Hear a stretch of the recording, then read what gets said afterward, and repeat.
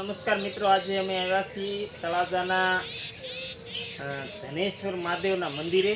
અને આ મહાદેવનું મંદિર શેત્રુંજી નદીના કિનારા ઉપર જ આવેલું છે અને એક અલૌકિક રમણીયતાના દર્શન થાય છે તમને અહીંયા. અને અહીંયા ત્રિવેણી સંગમ થાય છે, બે નદીઓનો સંગમ થાય.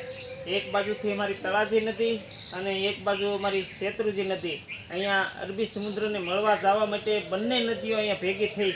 એ તમને એનો નજારો હમણાં તમને બતાવીએ, તો જોતા રહેજો મિત્રો અમારો આ પૂરેપૂરો વિડીયો તમે.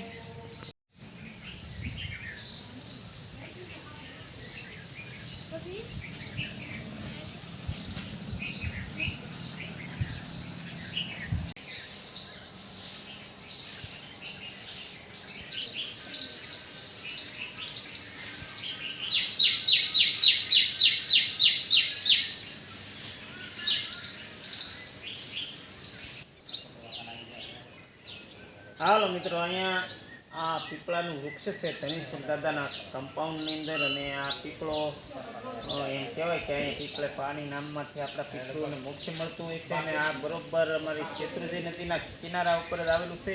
હમણાં તમને શેત્રુંજી નદીનો કિનારો પણ તમને બતાવીએ. અને આ પીપળાના એમ કહેવાય કે વ્રત કથાઓ હોય ત્યારે પણ પીપળાનું પૂજન કરવા આવતા હોય છે. અને પીપળાની ફરતી પ્રદક્ષિણા કરી અને એમને દોરો વીટેલો હોય છે.